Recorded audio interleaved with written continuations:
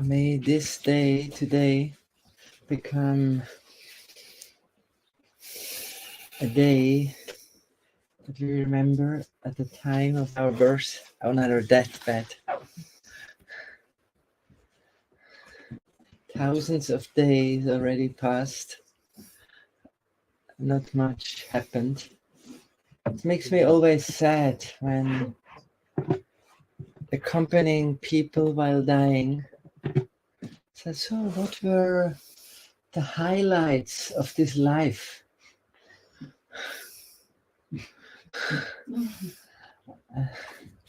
Not so much coming then. And I think there is a certain responsibility of the soul for Kim Pramatasya Bahubi Parakshairahayanairya. Shukadev Goswami starts speaking like this. Said, what's the use of a long life? Trees live very, very long. Really, it's much better to live only very short. We don't need long time to make our journey, but most of the thoughts and the arrangements turn around good health. Doesn't mean it should not be, but what is the mantra behind I'm chanting? Good health. That, I really want to stay long here. But then the next question is, really for what? Shukadev Goswami said, come on, you can be, if you just want to live long, it's not about that. It's much better to live short and with an essence. And then the next question in ourselves is coming, but maybe I don't have such a thing right now, but my heart is. So maybe this is the beginning of a life of prayer. That I understand. Okay,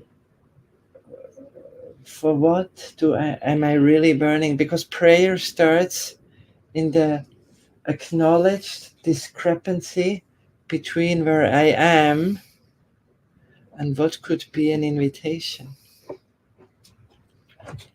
So may this day, where nothing spectacular is happening on the external level, we're just sitting here, we eat little prasadam, things we did for thousands of days already, but something spectacular can happen inside. And when we are about to leave this body, we remember that day was important.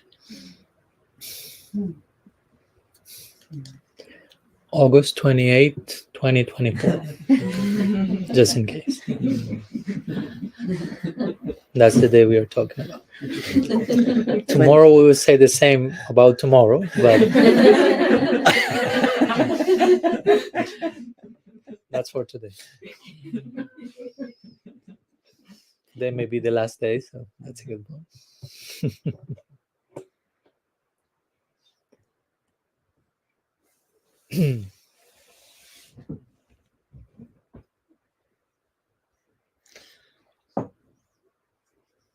So we want to use the opportunity of Maharaj, rarely in Switzerland, and already about to fly away. I can see this. Siddhartha is the same. These sadhus have a little unpredictable nature. So it's very interesting because there are two persons who make sadhana. Thousands of years ago, their name were Prishni and Suttapta. And they were praying to God for a long time. And somehow Narayana appeared, said, what do you want? Said, we want you as our child. Very interesting. So where did they took birth? As Devaki, in the body of Devaki and Vasudeva. So they had Krishna as a child for a short time. Krishna then left to Vrindavan. But there are two other persons who made sadhana for a long, long time, thousands of years back. Their name were Rona and Dhara. And they were praying to a devotee of the Lord, to Brahma. And they were not asking, I want you as a child, Krishna as my child. They asked for Vatsalya Prem. We want to serve in that mood. So they entered in the bodies of Nanda and Yashoda. And for the Prakat Lila, after they became neighbors in Vrindavan. But Vishnacharya Thakur is writing, can you see the difference? The first was praying to God, and the second couple was praying to the devotees of the Lord. I know it's a deeper thing. And the one, I want to have you as a child, and the other said, we want the mood and the bhav and the prem and the service opportunity for that. So they got a different thing. So we have right now devotees of the Lord with us. And the main thing in spiritual life really is the fine-tuning of our understanding. Sometimes I feel like Prabhupada, he gave the explosion. But then Srila Sridhar Maharaj, he gave the fine-tuning. You know, really how to understand deep topics that it will be nourished. And in German one says, dass es nicht in den falschen Hals geht. In English it's like not going in the false throat, you know. And instead of nourishing, it makes you suffocate. Yeah. So this is why we are here this morning. And if you're ready, Maharaj, to... I don't know, it's a little bit intimidating, but I'm next to you, so I'm ready. Yeah. Let's try it once again. Yeah.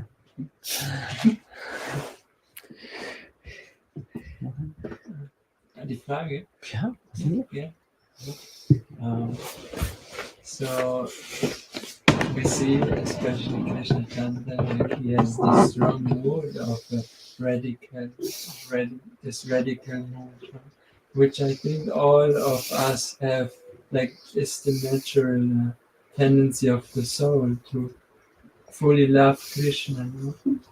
But we are covered to different degrees. So was wondering how can we be radical in a practical way in our modern way of living with all these samskaras we have, and also with the external world.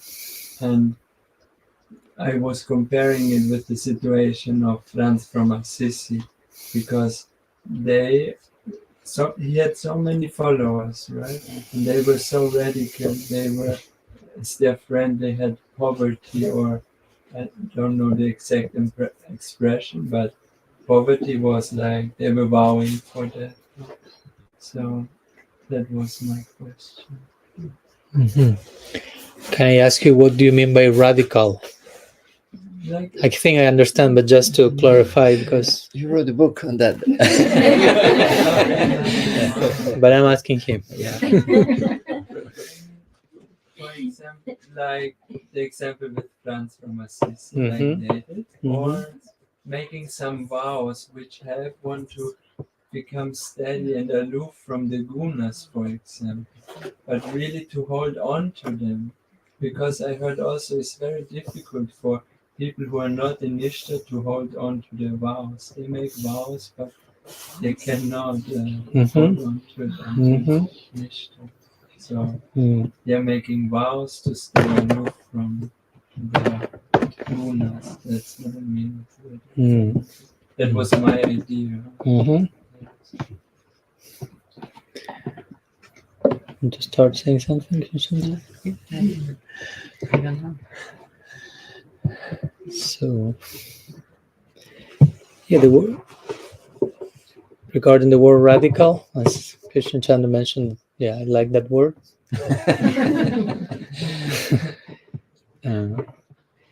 And the word radical, yeah, comes from the Latin radix, which means root.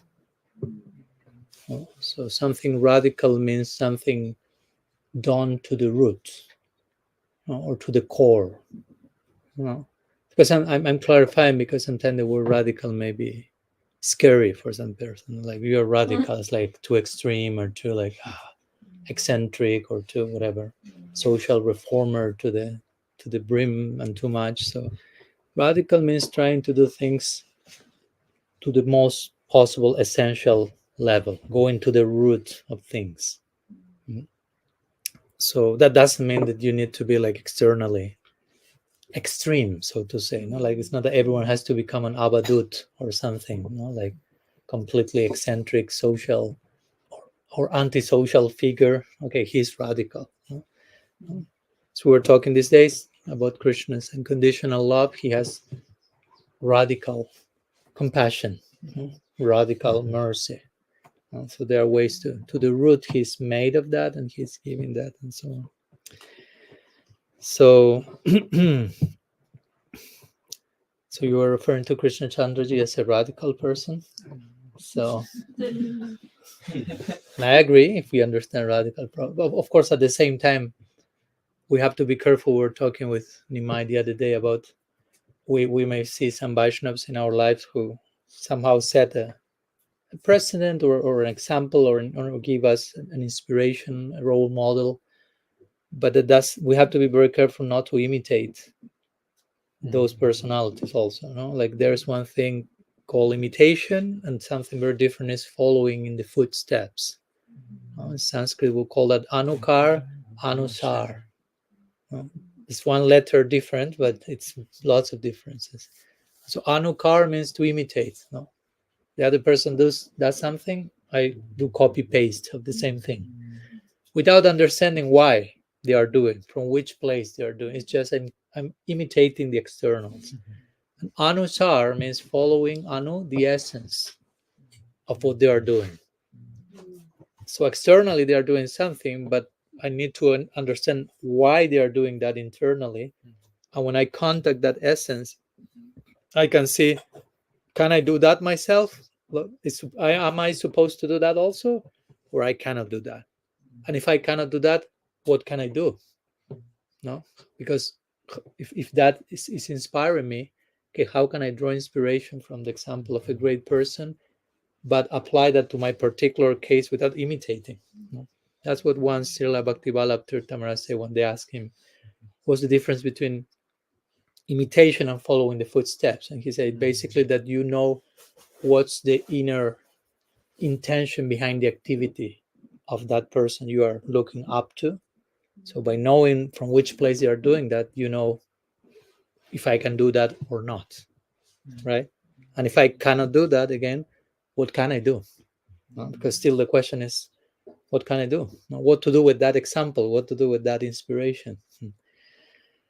So that's a process, of course, that requires the exercise of discernment, which is a big virtue. Sometimes it's underestimated in our tradition or in other traditions, in the name of, as Bhaktarasa was saying yesterday to Nimai, giving him permission to, so to say, trust yourself or trust your experience. There is place for that. It's not that you can never trust yourself, you cannot think for yourself. No, there's a place where you have to think for yourself. Maybe your guru himself, herself will ask you, what do you think about this? And you're like, you're supposed to tell me what to think. No, but no. Even Krishna asked at the end of Gita To Arjuna, what do you think? What do you think? He exposes, he doesn't impose. The teacher exposes and then invites us to take responsibility for our decision. And it's interesting, like, what do you think? Which are your thoughts? It's a dialogue. It's reciprocal. So there is a place for that. And in the beginning, the guru may teach what to think, but there's a point where the guru has to teach how to think. Not only what to think. This is what you have to think. How this accept this belief. Do this. Don't do this. At some point, is teaching how to think. Like we were saying the other day, the Bhagavatam says, at some times you have to be your own guru, which means basically that, like you have to learn how to. You have to be so aligned with the guru principle that you acquire this capacity to discern, and to feel and to act accordingly. And even if you are mistaken at some point, if you are sincere, you're not mistaken. You will learn from the mistake, so to say. So that's on one side. And regarding, and you let me know if I understood correctly the question, because maybe I may be going somewhere else. But you're also asking, okay, how to be aloof from the gunas, and how to, you were referring that, okay, nishta, one is able to keep one spouse, so to say, but before that, it's a little more difficult. And I will relate that to, of course, Vishwanath Chakravarti Thakur here describes the stages of bhakti in Madhurya Kadambini, and before Nishta, he speaks about Anishtita Bhajana Kriya, which is unstable practice. And one of the 6 symptoms of Anishtita Bhajana Kriya is Niyama Akshama, which means difficulty in keeping one's vows. Why you're laughing? Just too familiar to us. Really? Is that familiar? It happens? I always joke with the devotees when we explain each one of these 6, I generally go, okay, the first one, let's go, Utsaha Mai. And I explain it, raise your hand. Who knows that? And everyone's like in the football stadium, they do like this wave, everyone's like, let's go to the second one. Everyone's like, they are even begging for more arms, to raise more arms. Not two are not enough. I have all of them, right? So, but it's interesting because Niyama Akshama means difficulty to keep one's vows. So you may think, I don't know, to give an example, as we were talking yesterday, in some Gaudiya groups, you commit yourself to follow something called the regulative principles. And one may think, okay, so if before Nishta, I will have this difficulty, so that means I will probably break those vows over and over again until I reach Nishta. Mm-hmm. You follow my point? But that's not true necessarily. No, I mean, I know many devotees that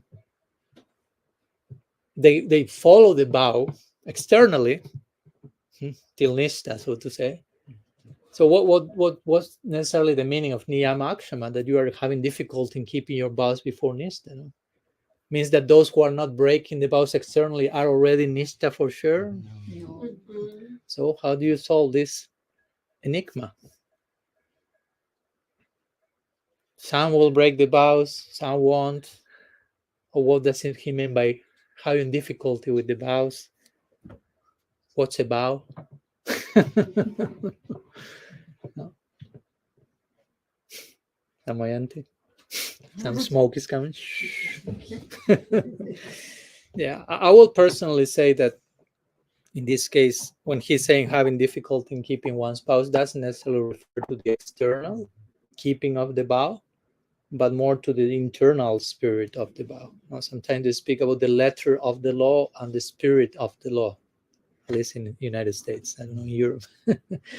So, as we were talking yesterday, given this example of the regulative principles, and one principle supposedly is no meat eating. So some will say, I have never broken that. I've been very strict about that. But when you go deep into the vow, actually the vow is be as kind and loving as you can. Right? It's not about no meat eating. It's not even about non-violence.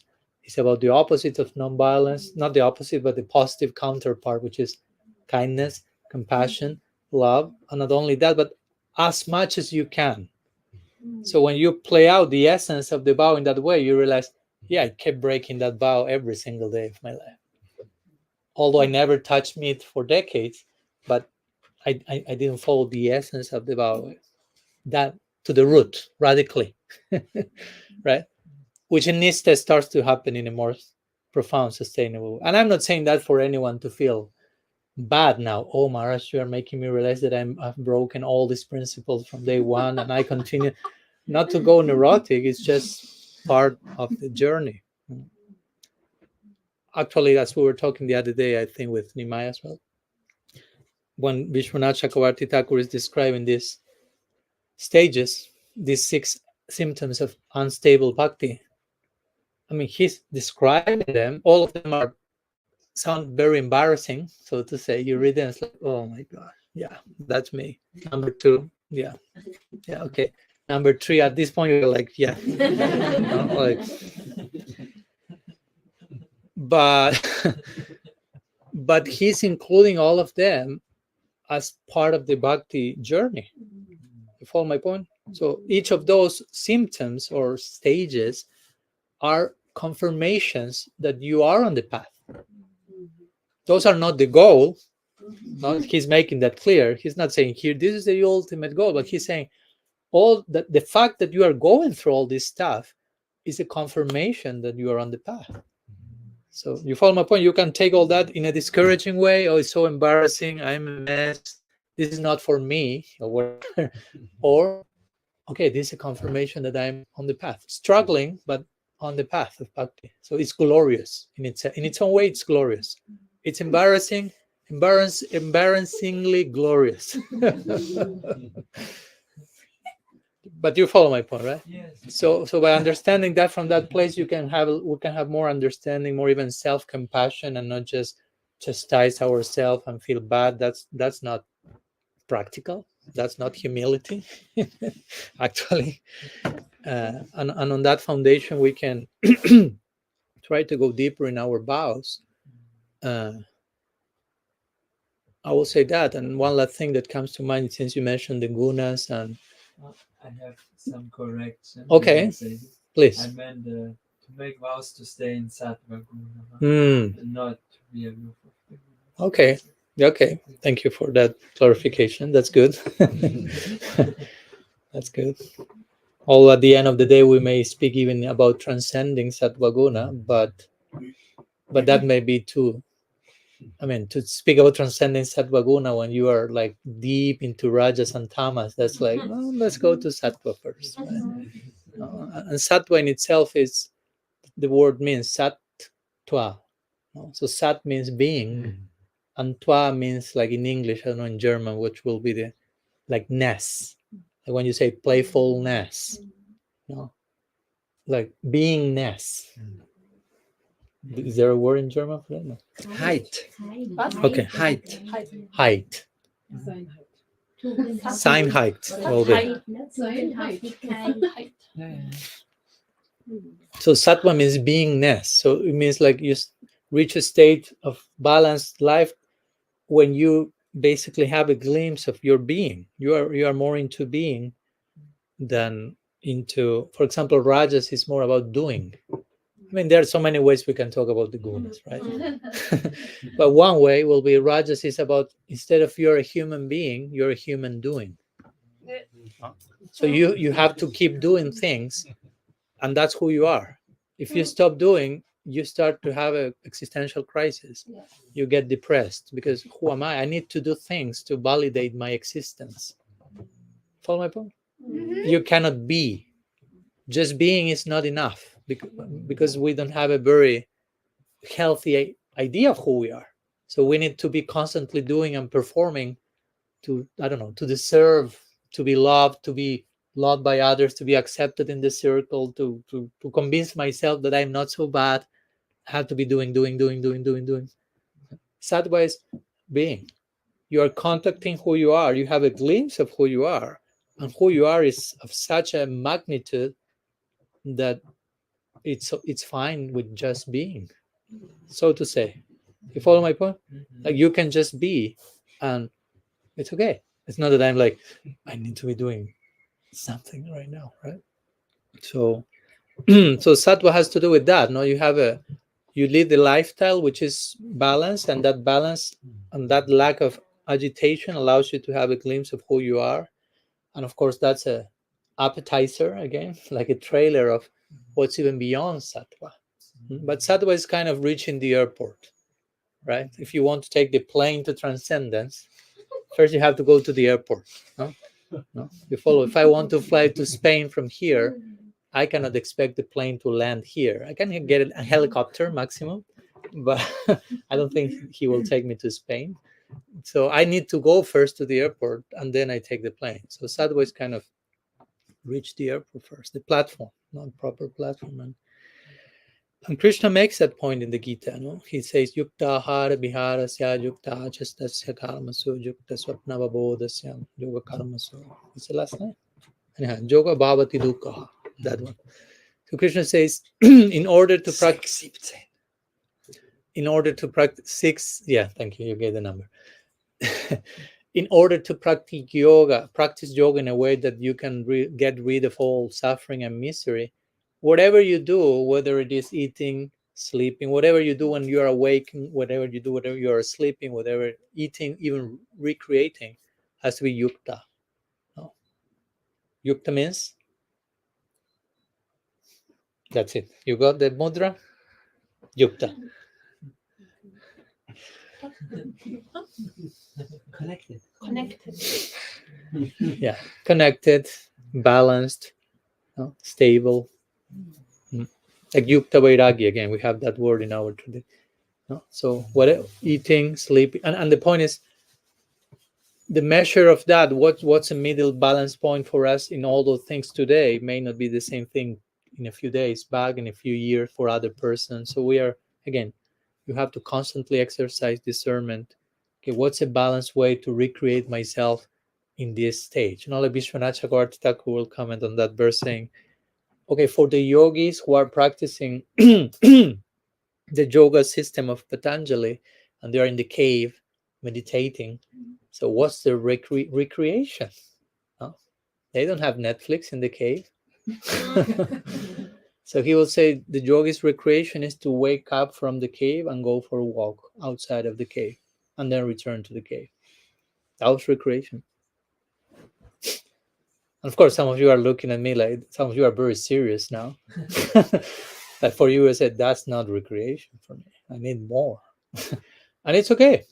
No? You have to find your balanced level of recreation where you feel the releasing, so to say, of whatever needs to be released, but not a distraction from your main engagement. No?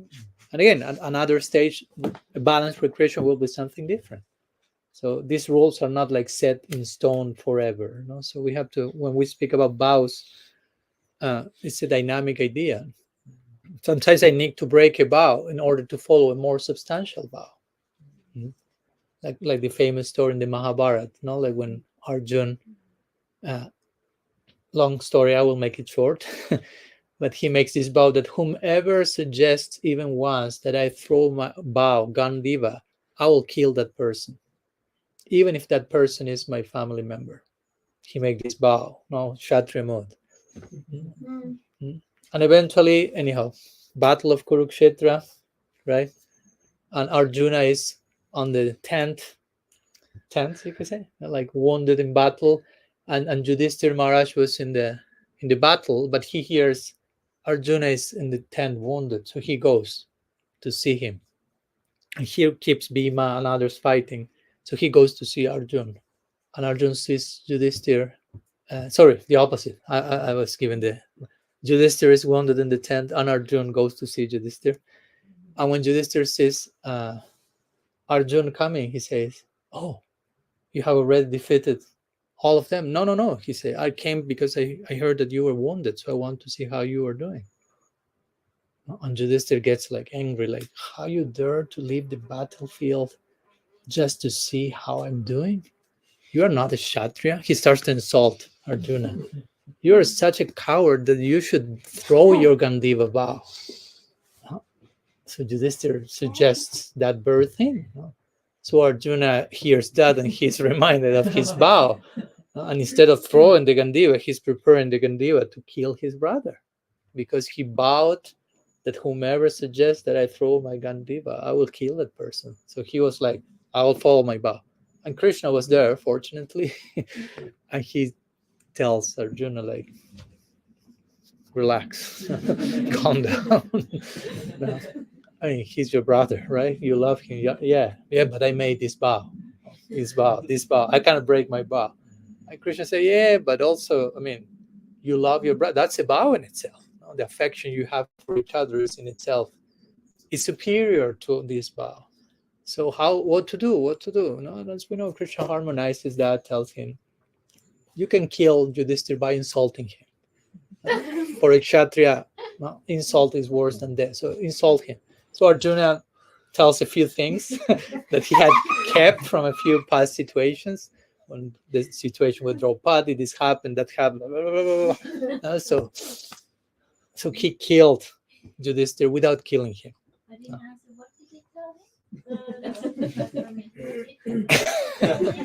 him? He reminded him, for example, that Yudhishthira didn't took the proper action when Draupadi was insulted in the assembly, among other things.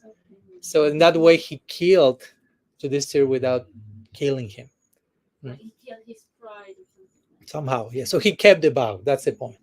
But at the same time, he didn't follow the vow literally, because that would have broken a deeper vow, which was his affection and loving connection with his brother. So that's an example in Shastra in the sense of how the importance of exercise discernment when following vows, and when to follow something, the thing that we are following is not, fulfilling its original purpose and getting in the way. And that falls in the category of what Rupa Goswami will call niyama graha.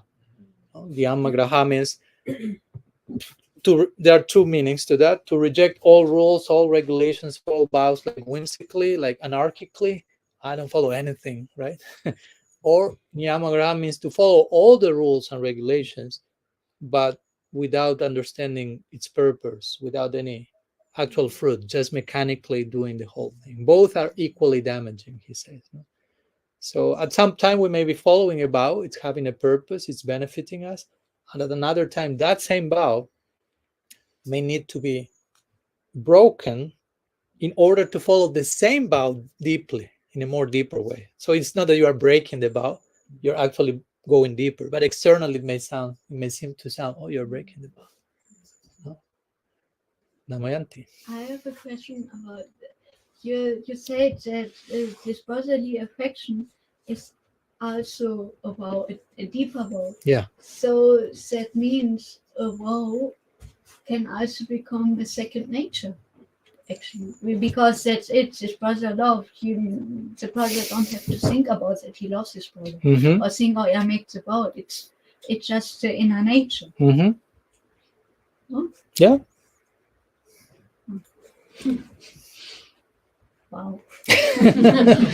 Wow. So then, At that point, the vow becomes wow. As you say, yeah.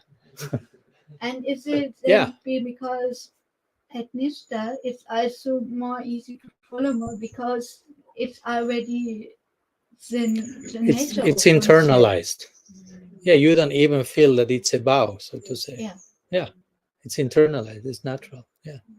You reach a level of relationship, because we are talking about the relation between brothers, Arjuna and Yudhishthira. No, there's a vow in their affection. Their relationship includes these vows, but none of them are thinking about vows. It's just we love each other. No? If you want to call that a vow, okay, but it's more. The thing here is the vows are not so much. As I was talking recently with a Jewish rabbi, again, I'm going back to that podcast, and we were talking because he was telling me how in Judaism they have so many rules, extremely. Now he will tell like which cloth they use, and in the closet they cannot mix the cotton cloth with the cloth from another. And I'm not criticizing that. I'm just saying they're very like specific. So I was asking him, how do you manage all the observances of all these rules in a way that foster your love for God and do not become just like a mechanical formula? No, this is the correct way of doing things. And it was simple, his answer, but I appreciated it. He told me, we are not following all those rules to love God. He told me, because we love God, we are following all those rules. Like for us, all those rules are imparted by God and are their will, and because we love him, we follow them, not the other way around. No? So his point was to adjust what we are talking. Now we are talking about vows. In one sense, we are not so much, okay, I'm following all these vows, so I love Krishna and the Vaishnavas. But because I love Krishna and the Vaishnavas on some level, again, there are levels of that, I'm willing to follow that. Because if I'm not following whatever vow I'm following, if I'm not following out of some sense of affection and trust, why I'm following that? No. It can be fear, it can be intimidation, social pressure, trying to fit in, who knows what. No. So I think of course, it starts with trust and affection. I follow the vow out of that, and because of that, trust and affection continues to increase. But it's not that magically, because doing the vow and the formula, I have love. And before following the vow, I was just fearful and intimidated, but I followed the magical formula and now I'm in Golok Vrindavan. It doesn't work like that. Arjun? Yeah. I think it's a beautiful turnaround, but it also directly touches a bit on fundamentalism, potentially, right? What? Sorry. That point that, like, because we love God, we follow the vow or the rule, because there must be a justification of something which might, on some level, not be very essential. In many fundamentalist groups, they will come with this argument because God has said so. Yeah, I get the point. Thank you. Yeah, of course, in this particular example I gave, it didn't come from that place. It was from a very healthy place of, like, I don't know, we know in our tradition we'll say we know that Krishna likes these things, no, because Krishna has his own tastes. No, he's an individual, so he likes things in certain way, certain things. So because we love him, or we want to love him, so to say, we align with his taste. Very concrete example in this. Say, because we love God, the meat that we eat, we make sure that it's out. Right? Yeah. That is then their justification. Whereas we could say, but how can that be love if a creature with a higher sensitivity is being hurt, for example? But they may not entertain the notion of a creature of a higher sensitivity in their tradition. Yes. I mean, I haven't gone in that direction in the conversation with him, but I'm sure they, not to over justify what they are doing, but yeah. I mean, I get the point that still any noble idea can be weaponized and made into an excuse for everything and anything. So yeah, thank you for the caution. The cautionary note is always important. Yeah. Francesca, yeah. I wanted to ask a question about,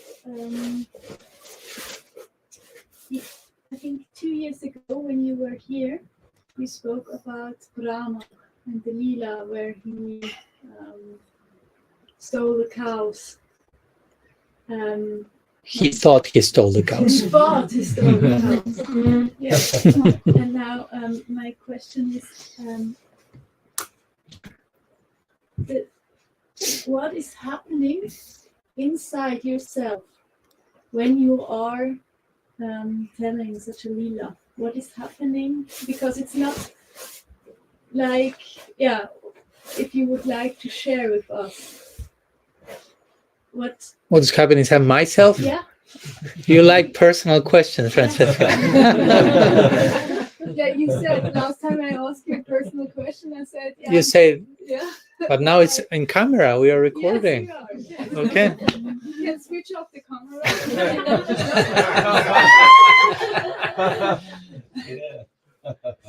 We go for some commercials here now.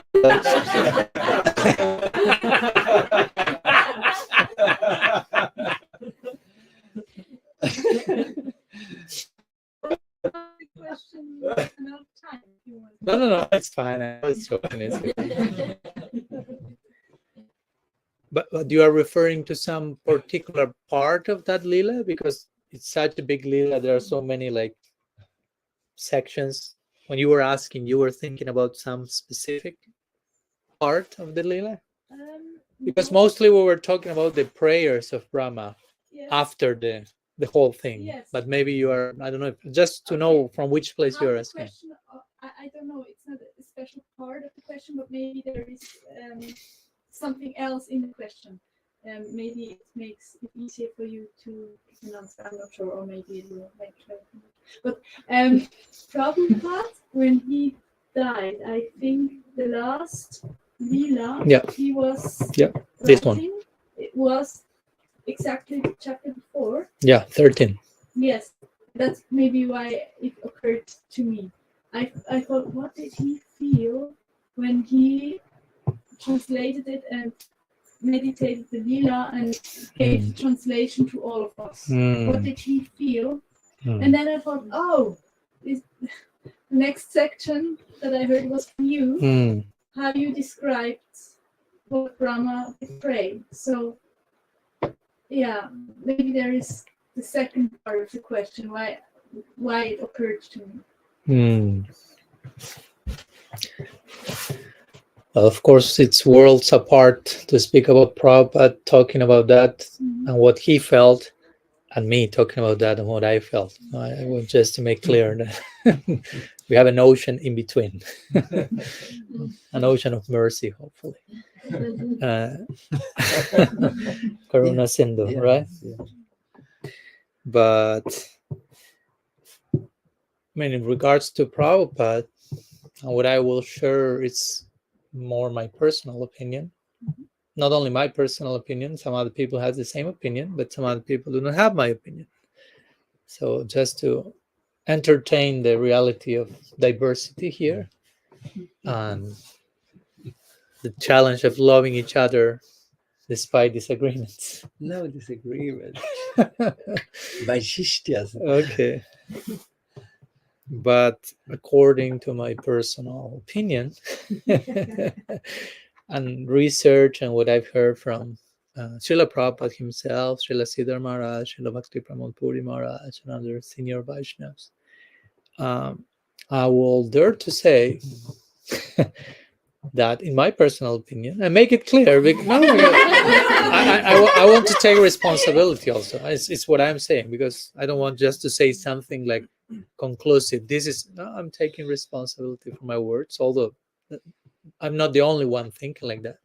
But Prabhupada's inner affinities for Sakya Bhav. Again, I'm pretty much aware that in the Gaudiya community, many other devotees will say his affinity was in the direction of Madhurya Bhav, Manjari Bhav. That's my opinion. On some particular foundation, we may not have time to analyze the evidence, but there is considerable evidence, in my opinion, about that. So in that connection, it's kind of natural and interesting and mystical, even, I will say, the fact that he being drawn in that direction, if we take that to be the case, that he passed away while describing the Lila, the most Sakya Rasa centered Lila of the whole Srimad Bhagavatam. He was absorbed in describing the interaction between Krishna and his friends, chapter 13 of the 10th canto of the Bhagavatam, and that was kind of the portal he entered for eternity. So that's how it has been thought of or explained by those who entertain this opinion. So that will be a few words in connection to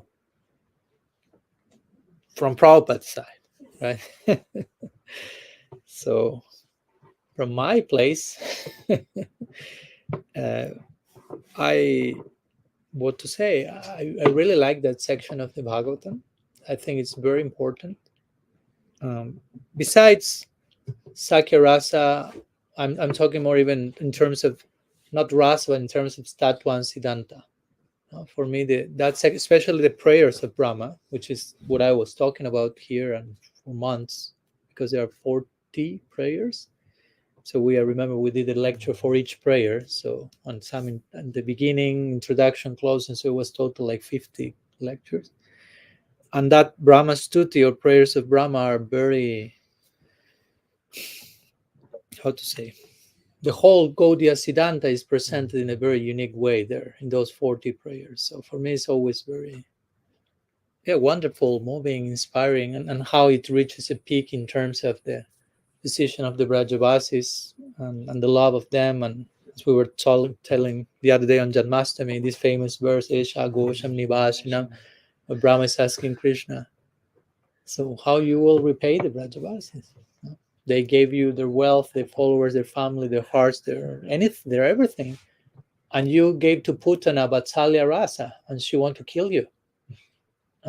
So if you gave a baby killer and the baby was you, the position of a mother in Golok, what will you give to the Brajavasis then? How you will repay their love? So that's kind of the zenith of the Brahma Stuti, and that points to so many other places as we were talking the other day. So there's so many jewels in that particular section. So I feel very, that's a very crucial part of the Bhagavatam, which comes not right before, but relatively before the Rasa Lila, like a way of saying, okay, if you want to enter into those 5 chapters, first you have to internalize what's happening here.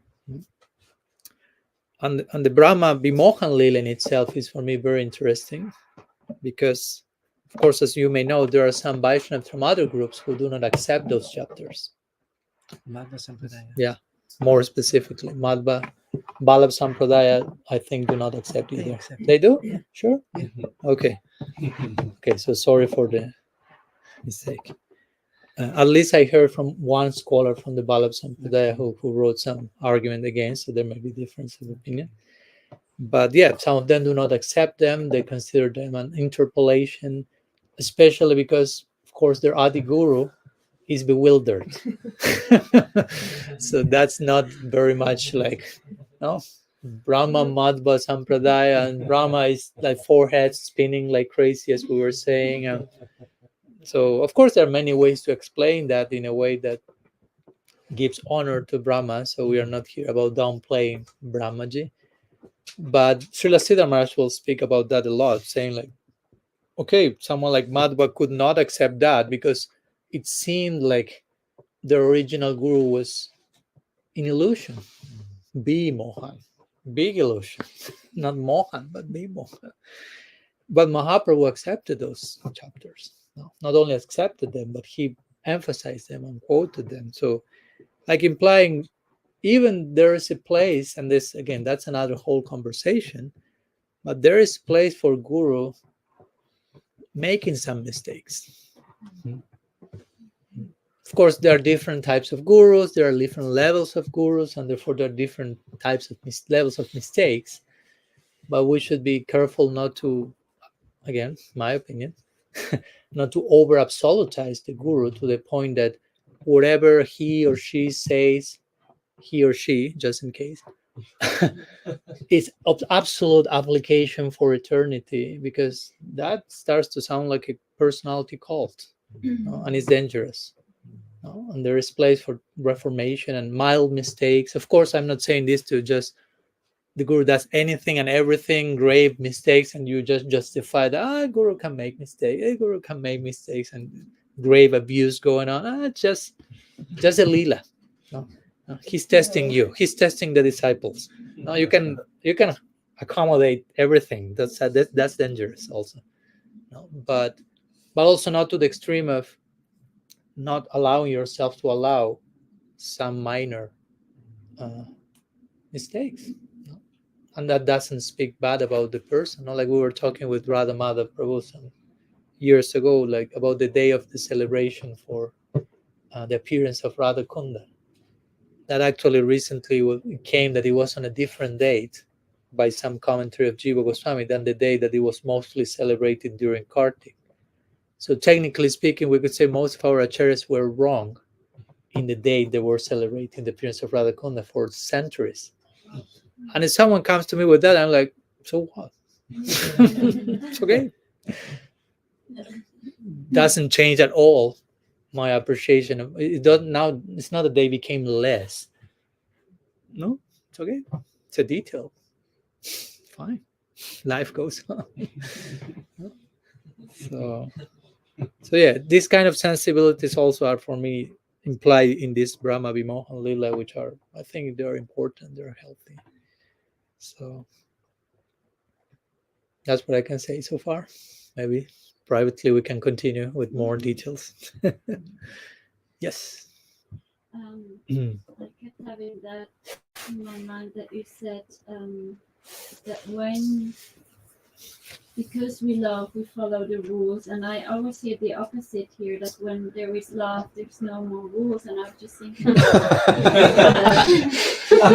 which even here in this world we experience, but there it's even more intense. And I just have that picture of that wife of the Brahmana. She was so much in love when Krishna was in front of her, and instead of feeding him bananas, she was feeding him the peels. I'm sure there is no rule, or she didn't think, oh, I'm sure he prefers the peels, but she was just so the love was just so strong that she didn't know what she was doing. So when the love is so strong, how can you think of rules? I have the feeling then you're just so far somewhere else that you don't even know what rules are. Yeah, or you just love becomes a rule, so to say. Yeah, so I just thought again, because you said, well, we don't follow the rules, but they said it the opposite, because we love, we follow the rules, and that sounds strange to me. That when it's really love, that then but I made the case, I made it clear, because you are given the example of Vidura's wife, who is in ecstasy offering banana peels. That's a level of love which most of us do not have. But we should have some form of love, some form of bhakti, and from that foundation we follow the rules. That was my point. No, you follow. I mean, we have our heart has been touched on some level, and because of that, on that basis of shraddha, let's put it that way, of faith, of experience, of trust, on that basis we follow the rules. Not we follow the rules out of fear, out of negativity, out of whatever, and then expecting to have love. There is some form of love, if you want to call it that way, before following the rules, and that following the rules in that way takes you to increase your love, your trust, your serenity. You go crazy offering banana peels to the deity, and you forgot about rules altogether. But there are degrees of all that, right? Yeah, but I was just also, because what Bhakti Rasa said about trusting also yourself, I was just thinking, if I'm What did Bhakti Rasa say? About trusting yourself. Oh, yesterday. I was just also thinking, even if I'm not that high, if I'm just in my little head and want to offer something, and because I don't know so much, I feel like, oh, I'm gonna offer. Then I'd rather go in my heart. I'm like, trying to find in the prayer a dialogue and finding out, how could I please him today? I'm not gonna, let's go look in the book what he likes. It just seems so unnatural to me, even if I'm not in that stage, that if you love and you want to please, that you look up in a book rather than trying to. I never suggested that either. Yeah. I mean, when I'm talking about rules, the point is what we understand by that. Yes, it's not this, it's maybe chanting. Yeah. I mean, I will say, I know Kulyasa Sankalpa Prati Kulyasa Varjanam. There begins our rules. Those are our rules. Those are the first two steps of Sharanagati. Now, accept whatever is favorable for your relationship with Krishna, and reject whatever is not favorable. Those are rules. Yeah. And there will be different understanding, because at one stage what is favorable for others is unfavorable. That's also, it's not fixed. No, it's not that what is favorable for me is favorable for the other, or even what is favorable for me now will be favorable for me next decade. So there is some fluidity in that. I know it's not black and white. It's complex, and that's why we need guidance, and we need introspection and mentors to not just go on our own journey and creating our own idea. If you are sincere, you will find also confirmation. But I will emphasize rules are more in that direction. What's favorable for love? What's unfavorable? And on the base of that, again, as we said the other day, smarta vyasatatam Vishnur Vishmarta Vyanajatu Chit Sarve Bhiddini Sedasyur Etayor Eva Kinkar. All rules and regulations from Shastra are servants of this only one mandate statement. Always remember Krishna, never forget Krishna. It's a simple way of putting it, no? But that's in Shastra also. Right? Now, whatever takes you to be properly absorbed, that's your rule, so to say. That's your regulation. Thank you, Maharaj, for making this turnaround in the last minute, because I was really feeling this conversation, it starts totally from the wrong end. Just speaking from my experience on the very short path that I have taken until now, for me, grace comes first, and then comes love, and then comes an interest for me to follow some rules or suggestions, like pray on the mala, for example. Yeah. So if it would have started with rules, I would have run away. Not only you. And now I'm starting to get interested in rules in terms of wanting to be less involved with my mind and my lifetime and my body in material things, in desires. And it helps me to let go of things that occupy my mind and keep me away from the actual practice, from the essence. And just a little example. For example, beginning of the year, when I was here for the first time this year in the ashram, I was sitting in my kutia and tried to read or pray, meditate, and then I was thinking, oh, I want coffee. Oh, I want sweets. And this kept interfering with my practice. And then I made a wish. I didn't make a vow. I made a wish. Please help me to get rid of this desire. And not only once, but repeatedly. And in the end, I received help. And I'm now, okay, the desire is not completely gone, but it has lessened very much. So, this is my approach to vows, or to a more sattvic way. I feel, what should a vow means for me? I try to achieve something myself. I take a vow and I will achieve this. Especially when it's for things that I feel, oh, they are so deep ingrained in my nature. How can I get rid of them? It will be such a fight. And so I just, I try not to fight. I try to let go, and I ask for help. And then I received the help. So the foundation of all of this for me is grace and love. And whatever comes out in terms of behavior at the end is just a side effect. So I'm not a fan of rules. I'm not either. I can add. Please, I was going to invite. Thank you so much. It's very interesting. Whenever in Vaishnav circle, the word rule is coming out.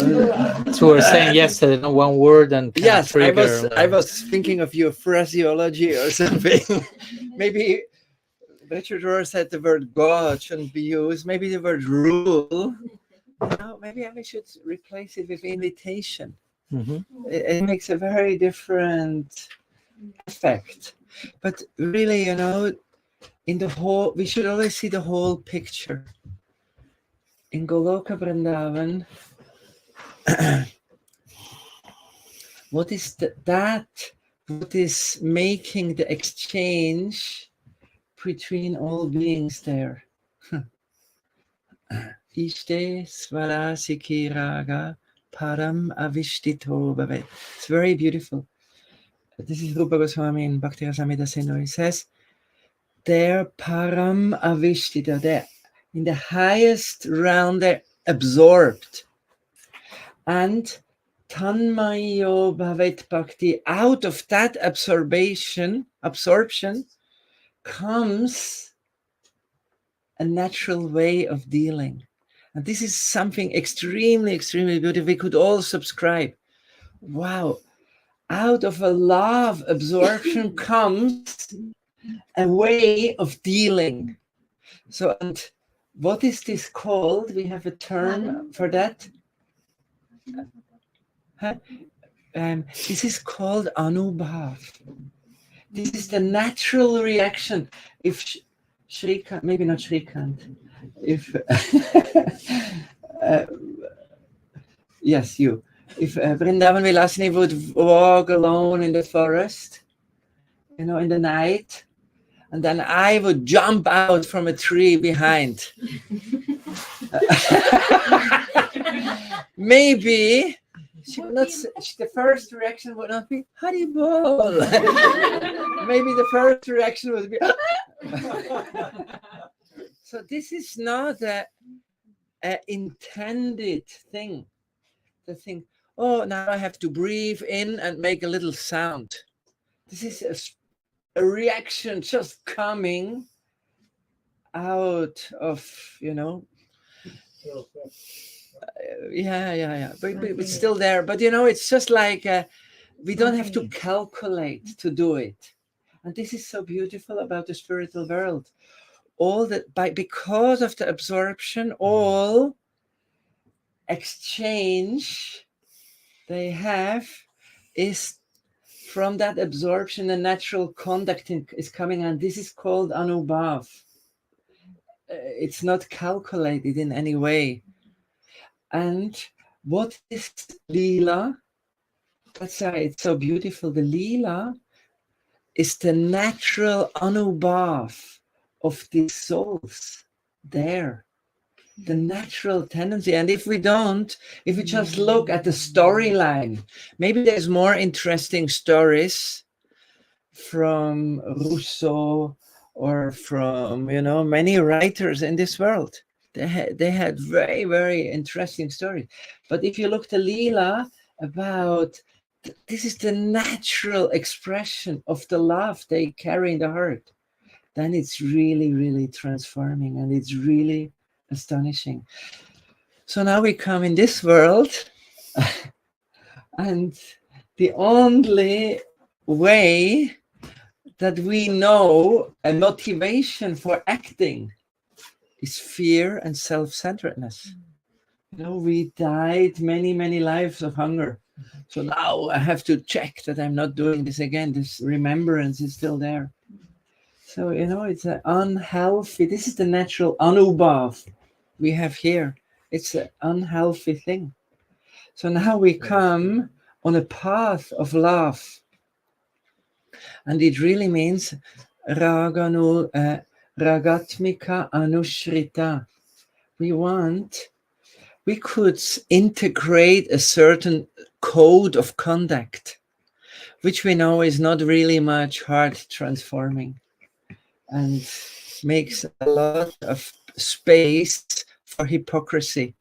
Because if the group wants that, okay, I have to conform, but inside I want other things, but I want to be part of the group.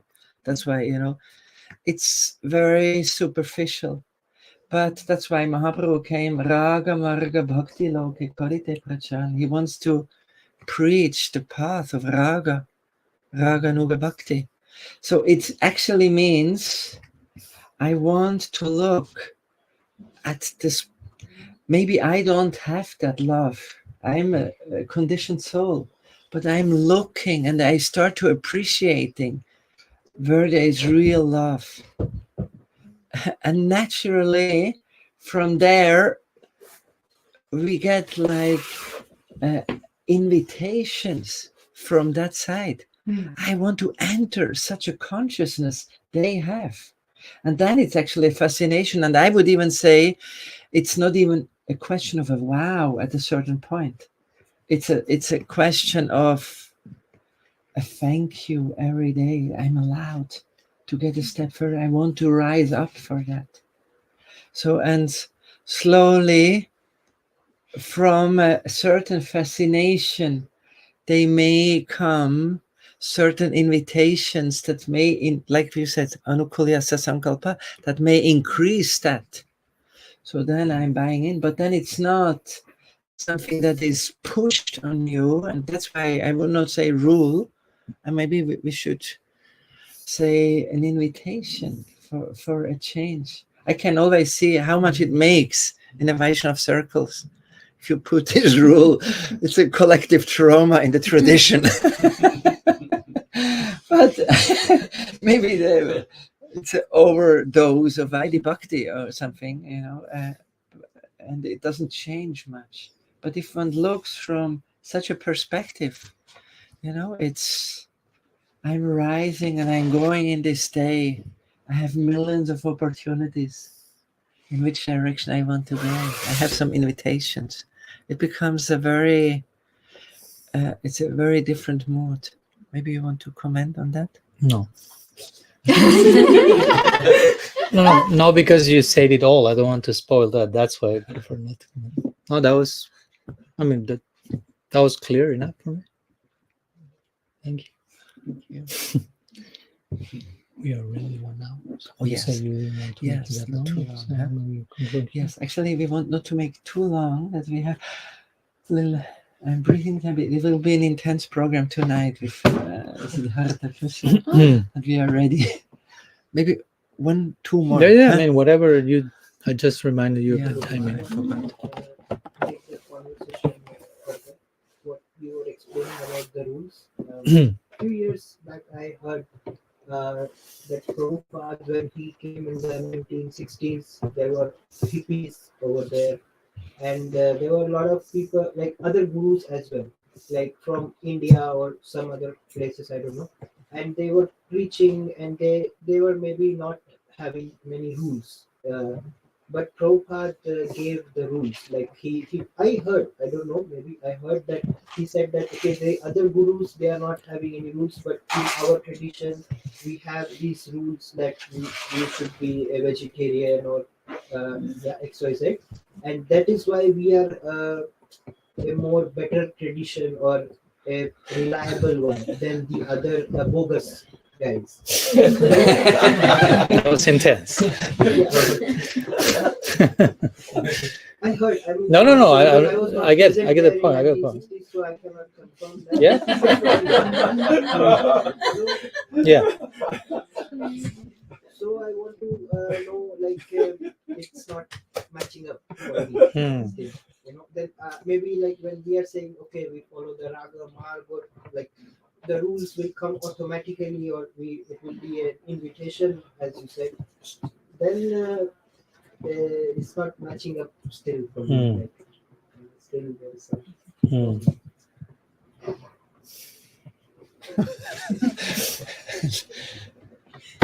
Just very short.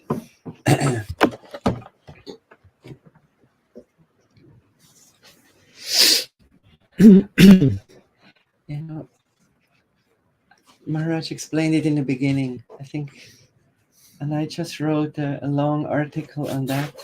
I don't think we can say anyone is better, but maybe there is a certain seriousness.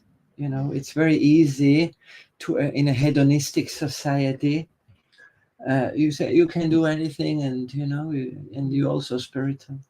And like Prabhupada, came as a lover of the Lord, we sang yesterday, and it was like a certain seriousness. And it's very interesting in the yoga scene. There's also the yamas and niyams. There's like the ahimsa idea, but they're not so much obsessed with rules.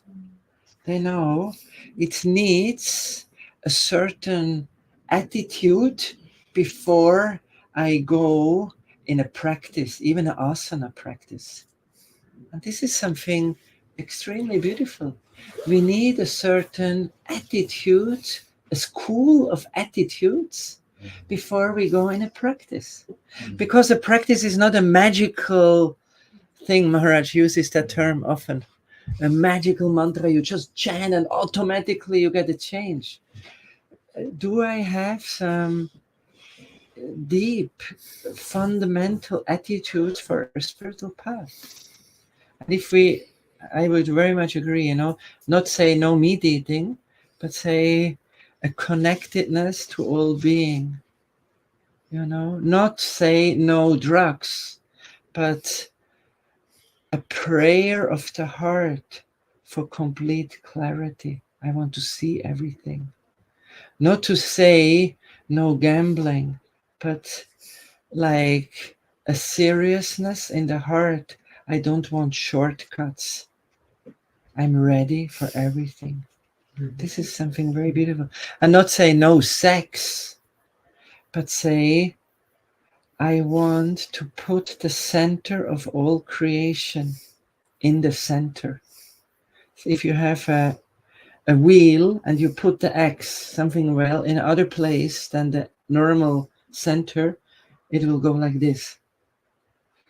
So if I put in my consciousness something else in the center, you know, what is this? This is called chitta vritti, an unsteady mind.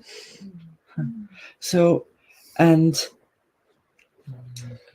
you know, this act of sexuality especially means, you know, I'm just going through this world, I'm looking what is suitable for me, what is giving me pleasure. So it's actually a big, I want to change the whole outlook. I want to put the center of everything. Also make the center of my life. It may be that someone is still sexually active, whatever, and it doesn't matter so much. But if you have such a prayer, the deep mentality that kept you in this world will go. So, you know, they're fundamental attitudes. And by this, I think it's a spiritual practice can be nourished. And it's not just whimsically, and I don't understand the practice just as a magical formula. I'm doing something. It needs a certain school of attitudes, and I want to subscribe to a school of attitudes every day of my life. I want to increase because I know if I can join such a thing, you know, it Harinam will be flowing very strongly.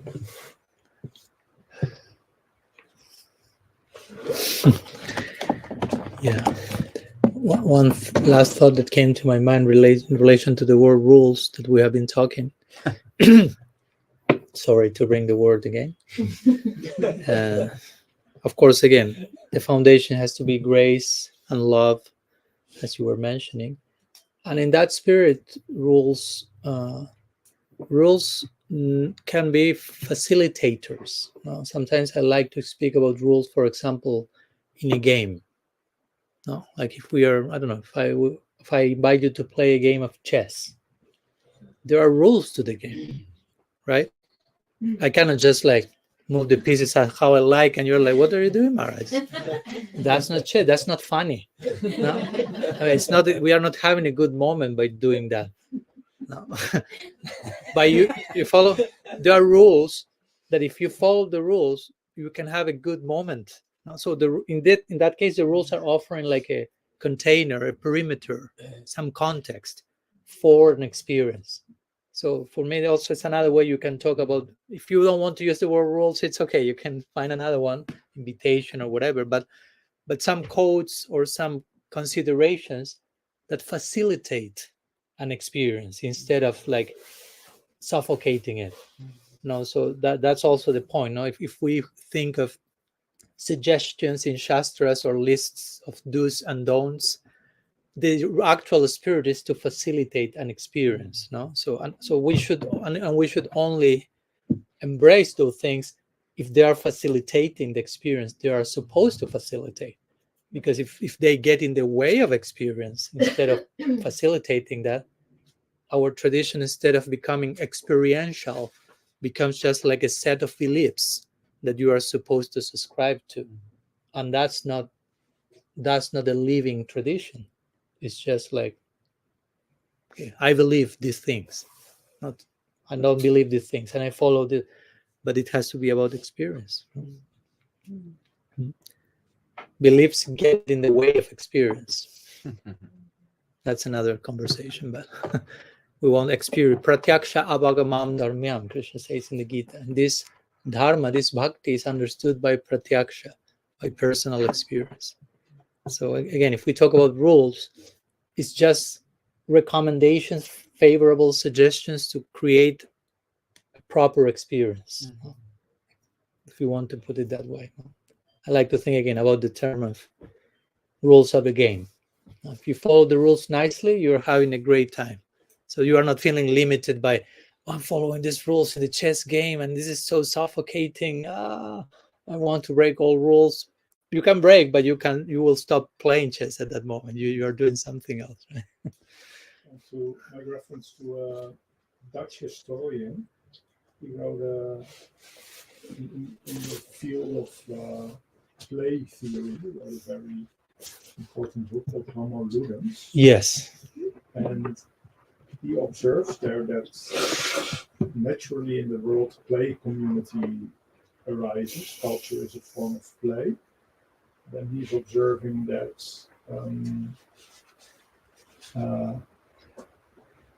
spoil sports, those who don't want any rules, they have to be excommunicated from the magic circle of play, because it's not really what the cheater is allowed in the magic circle of play, because they don't deny the fundamental rules of play, they only bend the rules.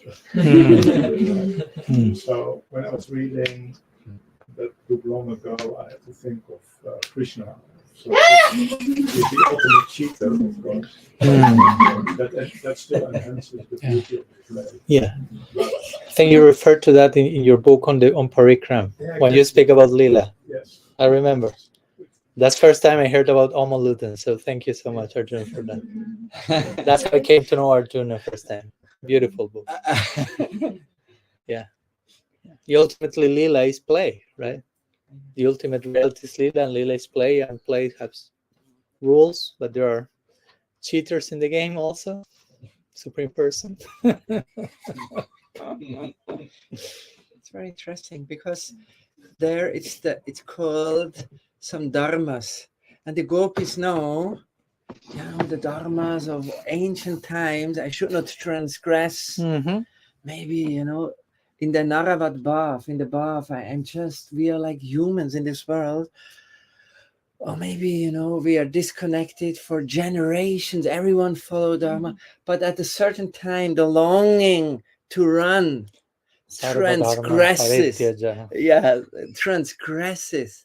And actually, if there wouldn't be any Dharma, you shouldn't go to meet Krishna, there wouldn't even be Parakya Ras. There wouldn't be an excitement. So this is what you're saying. There is a certain rule there. Yes, to create an excitement that wouldn't be there if there would be complete anarchy. You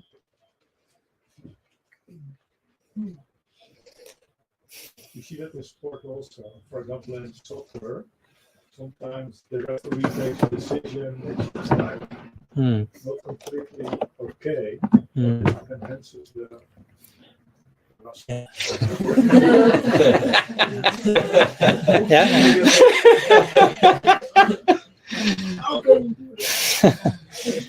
I don't want to sound too nationalistic here, but I'm from Argentina, as you know.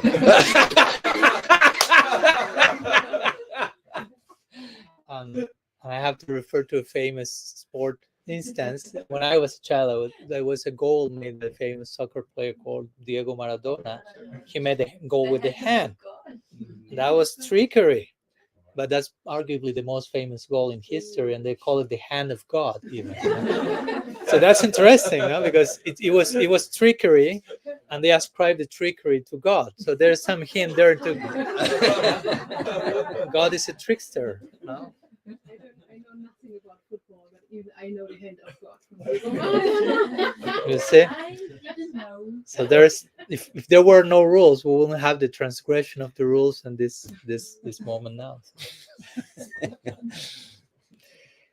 Maradona said it himself, I think.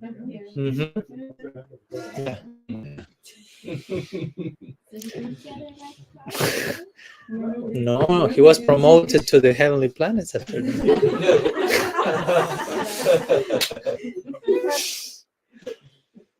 Time as well. Yeah, we conclude here, so we continue or unfolding the. Remember, this is the most important day of your existence. On your deathbed, you will remember August 28th, 2024. Thank you, Christian Chandra, for reminding us of that. Thank to all of you. Shri Chaitanya Mahaprabhu ki jai, Shri Harinam Prabhu ki jai, Shri Gopal ji ki jai, Shri Goswami. Shri Gaur Gadadhar ji ki jai, Radha Govinda ji ki jai, Gaur Bhakta Govinda ki jai, Gaur Premananda Hari Bol.